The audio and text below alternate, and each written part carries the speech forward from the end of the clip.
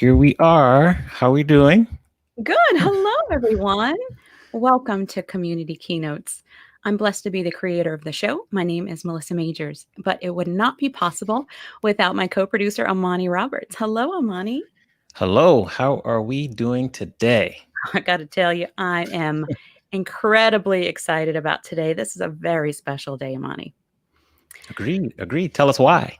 Well, because Deb Stanley is on our show today. And can I tell you a little bit about Deb? I've gotten to know her over the last 4 weeks or so as we've prepared for this moment.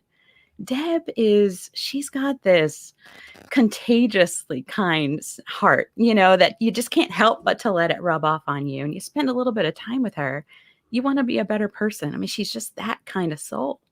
And she cares so deeply about everybody. And she sees the potential, Amani, in everyone around her. And she has today, the reason why I'm extra excited is she has such an important message for all of us around living our lives limitlessly, no matter what other people think we can or cannot do.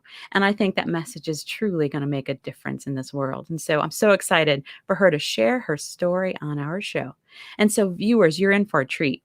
Using chat from wherever you're watching, whether it's LinkedIn, YouTube, Twitter, what have you, send an encouraging message and help me welcome to the Community Keynote stage, Deb Stanley. Well, hello, everyone.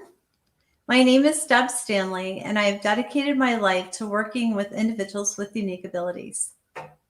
My own story started in 7th grade when I noticed a room off the side of the cafeteria, and I wondered what that room was used for.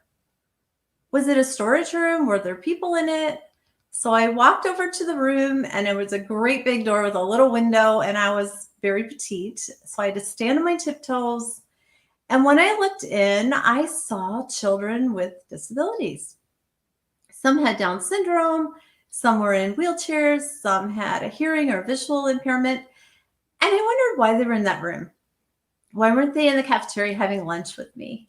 Why weren't they in my classroom? They looked like really fun kids, nice kids, and I wanted to get to know them. So after lunch, I went to my teacher and I said, why are the children with disabilities in a separate classroom? And she kind of shrugged and said, I don't know. That's just how it is. And don't we all do that sometimes?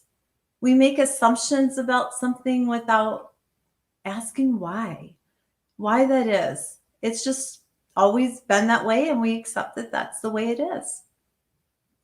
Well, fast forward several years, and I became a special education teacher. Big surprise there, right?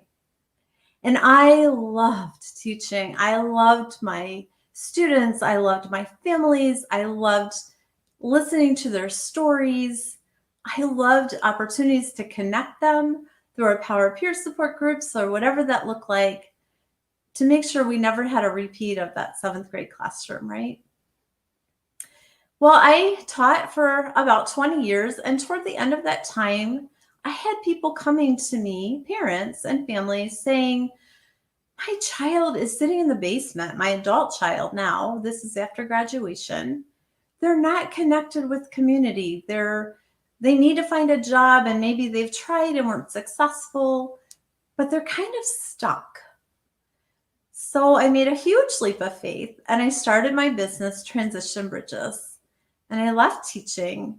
And it became a resource in the community for our adults and their families, connecting them with agencies or employment or volunteer opportunities or whatever they needed, anything to not have that 7th grade classroom again. So I'm going to be telling you some stories about how sometimes we make assumptions and how we can maybe do a better job of asking questions instead. So my first story is about a man with a hearing impairment who went to a job interview as a forklift operator. And during the course of the interview, the interviewer said to him, I see you have a hearing impairment. One of your jobs will be to test the horn of the forklift. How will you do that? And the man said, come with me. So they went out onto the warehouse floor and they climbed up into the forklift. And he waited until a group of people went in front of him. And then he laid on the horn as hard as he could, and everybody jumped. And he went, "Horn works." I love that story, don't you? That story is from Randy Lewis's book, No Greatness Without Goodness. Well, along my journey, I met a young woman named Beck. Her name's Rebecca, but she likes to go by Beck. And this is a picture of one of Beck's creations. Pretty amazing, right? And this is a picture of Beck. So Beck was in her last semester of high school, and she was at her IEP meeting, her individualized education plan meeting, and everyone was gathered around the table asking her questions, finding out what she wanted to do after graduation. And one of the people asked her, "Beck, what do you want to do after graduation?" And Beck said, "I want to be a baker." And the person looked at her arms that don't bend and her petite frame, and she made an assumption about Beck. And she said, "You can't be a baker." And Beck kind of went, "Excuse me, what?" "I have been baking since I was 5 years old. It's my passion. I'm really good at it." "Why would you say that?" And the person said, "You can't lift a 50-pound bag of flour." And Beck said, "First of all, I'm going to have my own business, so I can hire someone to carry my flour. Or if I'm working for someone else, certainly there will be someone who can carry my flour. It's not going to be a problem." And Beck went on to earn her culinary degree from a local university. And right out of high school, she got a job at one of our assisted living facilities as a culinary assistant. And as of now, she's still there and she is in charge of her own wing and she bakes for them, which they love. And she started her own business, Baking by Rebecca. So it was never a problem, or her dreams came true. Along the way, as a side note, in culinary school, one of the teachers showed everyone how to safely carry a 50-pound bag of flour. So it was never a problem. I have one more story, and this is about a woman with a visual impairment. In her last semester of college, she was getting ready for her first job interview, and she was really excited because she has a lot to offer. And she was working with a transition coach, and they navigated how to get to the job interview and where to go in the building for her interview. So the day came with her interview, and she was really excited and nervous, like we all are. But she got there okay. She navigated the bus system. She got to the room, and she was really excited because she did it independently, and this was a really big deal. And at that point, the interviewer held out her hand for a handshake. And the young woman didn't see her.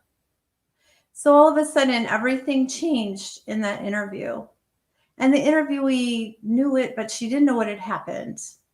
And then the interviewer's mind were 1,000 questions all of a sudden.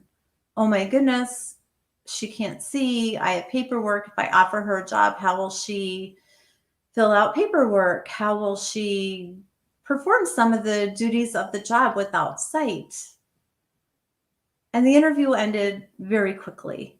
And both parties were disappointed. And both parties really lost out. So what can we learn from our stories? If we go back to the man with the hearing impairment, the interviewer put his disability right out there on the table. "I see you have a hearing impairment. How will you test the horn of the forklift operator or the forklift?" And if he hadn't asked, our interviewee, he could have put it out there for him, right? "I have a hearing impairment. You probably have some questions for me." So as community members, if we can each decide to just befriend even one person in our community who has a disability and learn his or her story and make sure that person's connected somehow with volunteer opportunities or job or housing, or we just have a cup of coffee and offer our friendship, that's huge. We all have a longing to belong, a longing, right? To do something big with our lives, a longing for connection. And by reaching out to people in our community, people around us, and looking beyond physical appearance and making assumptions, which we all do. I do too. If we can learn to not do that and learn their stories and ask questions, then we will never have a repeat of that 7th grade classroom. Wonderful job, Deb. Thank you so much. For everyone who's watching, make sure you use chat to say thank you to Deb for that incredible message. Deb, your call to action, you aren't asking much, but it can make such a big difference in the lives of others. And so thank you so much. And so today we're also going to have a special treat. We have the Executive Director of Gracious Grounds, David Bordeaux.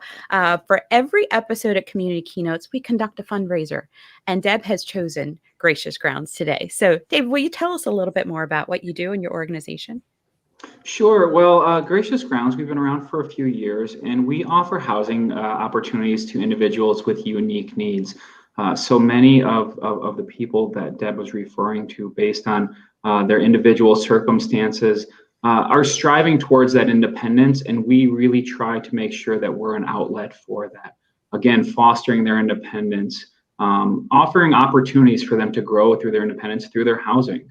So we have close to 40 residents through 3 properties, but at varying levels of independence. So our residents are responsible for preparing their meals and taking their medication. Many of our residents are involved in the community, either through volunteerism or employment. And we're really there as that gentle touch to bridge those gaps, to provide those resources, to help them on that path towards independence, because we know so many individuals with unique needs never thought that it was going to be possible for them to live a more independent life. And that's why we are there to really help them to be able to do that.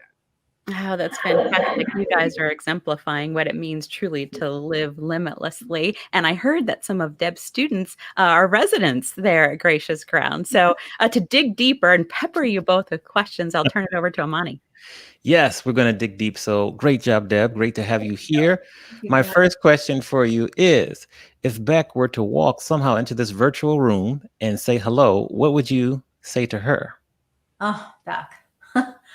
Beck knows I am so proud of her. She looked that person in the eye who just didn't, who saw maybe what she couldn't do, and let her know what she could do. And she went on to prove it. And she's such a role model for other adults and kids too, who maybe feel like people look at them and make assumptions. And instead of that being her story, she created her own story with her own happy ending. And I am so proud of her. And I share that story whenever and wherever I can, because she's such a model. She's a role model to other people about what's possible, about that limitless possibilities, right? Hey, I heard she's watching today. Beck and her mom. Hello, shout out to you. Welcome. Yeah. If you're watching, leave us a comment in the chat. We will definitely put that up on the screen. My follow-up question to you, first of all, is you mentioned talking about questions. What can I or we do to ask better questions? I think the best way we can do that is to get to know people and get to know their stories, because I don't know what questions to ask necessarily just generally, but if I get to know someone, I get to know what specific questions relate to that person. I do believe that one of the best questions we can ask is how, because our adults with disabilities have spent a lifetime figuring out how to do something. And we're surprised sometimes. Sometimes even I'm surprised. I'll look at someone and I make my own assumption. And then if I ask, well, how will you do that? They have an answer. They know exactly how they will do something. All right. Next question is for David. I'm curious to hear from you. What do you admire the most about Deb? Oh boy, that list is long. I've known Deb for a couple of years now, and honestly, just can't say enough great things about her. But Deb really exemplifies who we as Gracious Grounds are as an organization. Deb's been involved with us in varying levels throughout the years. But the way that she continues to see the potential in everybody just is such a sight to see. And I remember, on one of my first days, I opened up my email and it was from Deb, and she just said, it was essentially a welcome to Gracious Grounds and welcome to the family. How can I be there to serve you? How can I help you as a part of this transition? And that just says exactly who she is. I think Deb sees herself really in the service industry and here to serve not only our residents and not only the population that we serve, but our community as well. So any way that she's able to bridge those gaps and make those connections, I think that she's one of the first people to reach out and do that. So I'm just so thankful that she's a part of Gracious Grounds, and even more than that, that she's just been a part of our community here in Grand Haven. Excellent. Deb, what are some easy ways to connect with people when we first meet them? Because that can be a challenge for some people. We get awkward. So I'm curious to hear some advice from you on that subject. Mm-hmm. It depends on their ability levels, but a cup of coffee is a great way to get to know someone. We do that with friends and with other people, and it's just a kind of a relaxed way to just get to know someone and get to know their story. If they're not mobile, we can go to their home, or we can do video chat now or phone.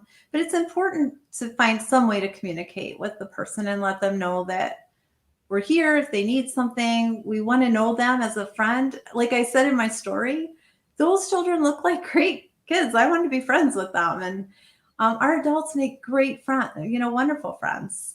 And they have dreams like the rest of us, and getting to know their stories is huge.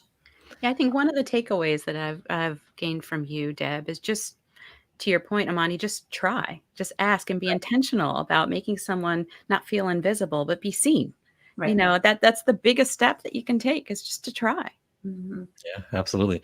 So Deb, we're going to go back into a little bit of a time machine. We're going to travel back to when you were having your first day as a teacher and instructor working. You're going to give young Deb some advice based on what you know now. What advice would you give your younger self?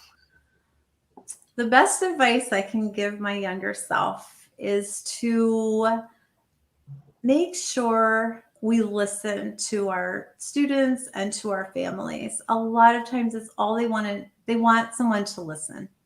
I can get up there and teach them math and English, and they might remember, that much of it. But what they remember is that connection, that someone's in their corner, that someone's listening. A lot of times people have strong emotions. They may be angry, or they may be sad, and it's not really about me as a teacher. It's about life and their stresses and the challenges that they have specific to raising a child with a disability.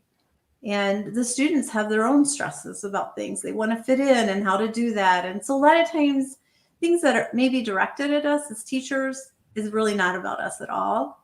It's about what's going on in their world. So it's important, again, to listen. What's really going on? How can I help you? I'm in your corner. We're in this together. Let's figure it out. That's huge to our families and our students. All right. Great answer. Back to you, David. I'm curious, how has your participation with Gracious Grounds changed your life? Well, I'm a little bit newer to Gracious Grounds, and I started this past spring. And with everything that's going on in the world, there's never a perfect time to change. But again, for me, it's been such a great learning experience, especially just getting to know our residents. I've known some of them for years based on my involvement in the community and past positions that I've had. But Deb really hit the nail on the head in talking about seeing beyond limitations.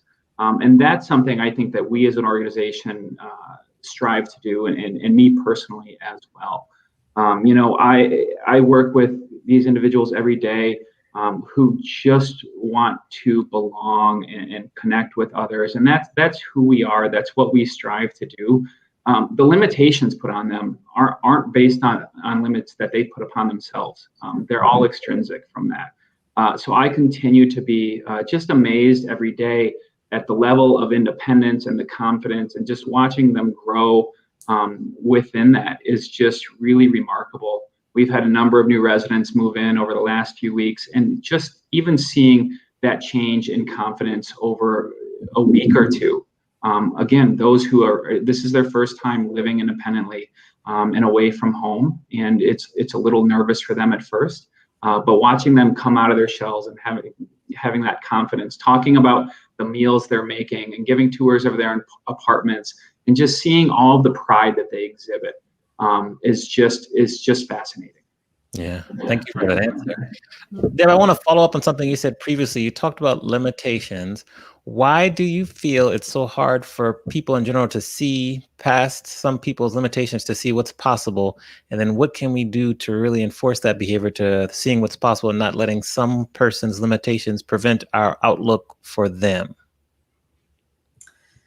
And again, I think I think we all do that. We look at someone and make assumptions.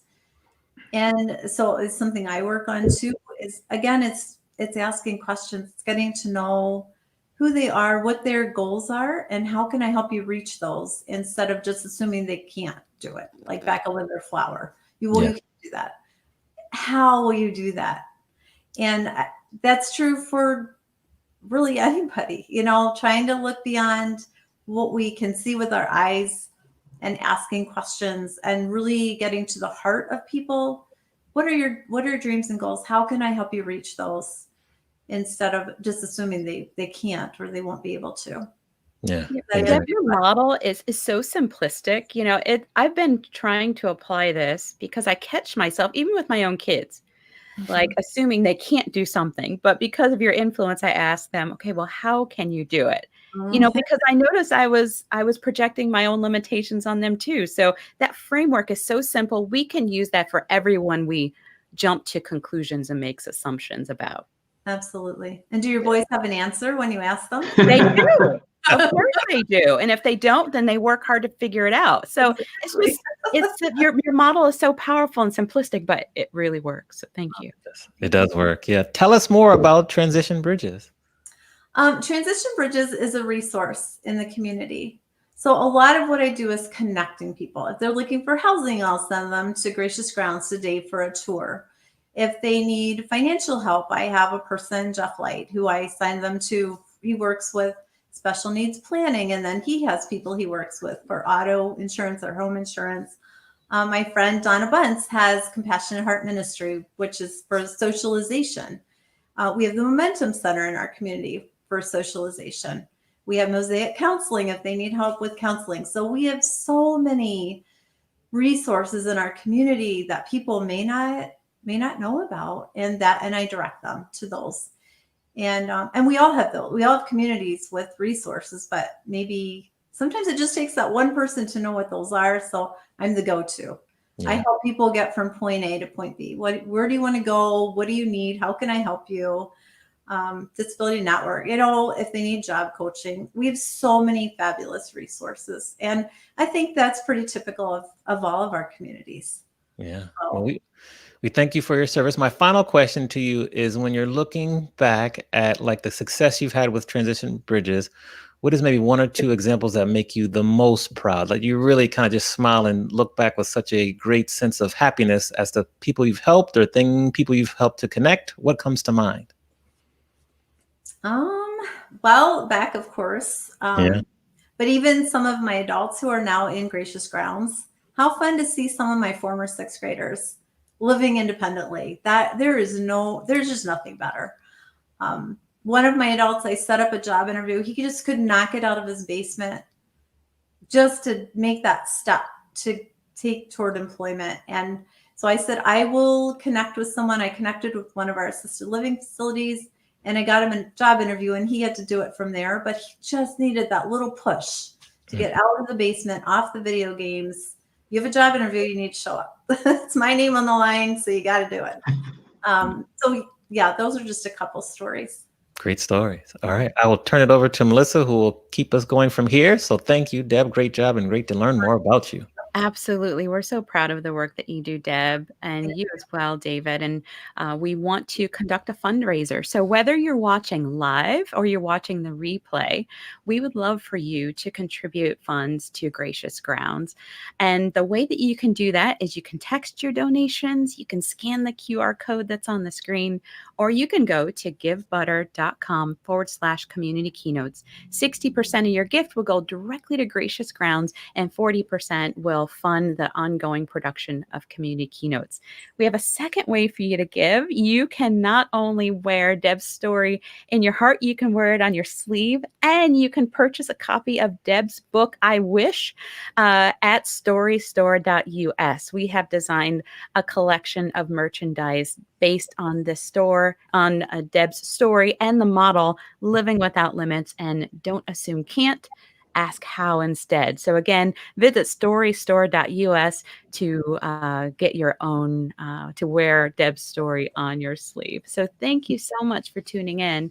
At this time, I want to ask Amani to come back on. I love how your mind works, Amani.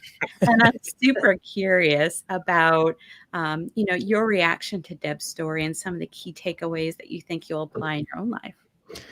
So I think one of the first main key takeaways, which I asked Deb about, is just making assumptions and how to kind of stop doing that, preventing yourself from doing that. I think that's a really good one.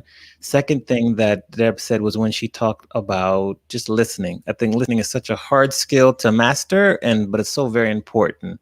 And I believe that those are just kind of the two main takeaways I have. And then I'm really happy she shared the story at the end about just giving people a small push to get them off the couch, out of the basement, as Deb says, because so many times we get stuck just doing something, and sometimes we just need a little push, which helps us get out there. But in the back of our mind, that also lets us know that we have someone who believes in us and who trusts us enough to put their name on the line. As Deb says, she put her name on the line, and just give us a little push that we kind of feel like we don't want to let them down. And that's a really powerful emotion. So those are three of my main takeaways right now. I'm sure I'll have more when I watch the replay, but that's what I have. Those are good. I told you if I wanted to pick your brain so you could share your insights. I think, Deb, you gave me the courage to live limitlessly as well, and not project my own assumptions on others that create barriers for other people to feel empowered to be the best selves they can be. And friend, you've done that for everybody who's watched this show today. So thank you for encouraging us all just to break out of the assumptions that others have about what we can or can't do. And I know that you're leaving the world a better place, with your story. So again, thank you so much, Deb. I appreciate you. And thank you for your time as well, David. Thank you for having me. Thank you, Deb. And thank you all. You're very welcome. So for those of you who are new tuning in to Community Keynotes, we have another great show next week. We are featuring Shamika Jennings on August 26th. Her show is sponsored by IMEX Group. And oh boy, does she have an incredible story of resilience and also breaking through barriers and believing in yourself and not letting others define you. So make sure that you tune in next week, August 26th at 1 p.m. Eastern, 10 p.m. Pacific. We will see you then. Thank you.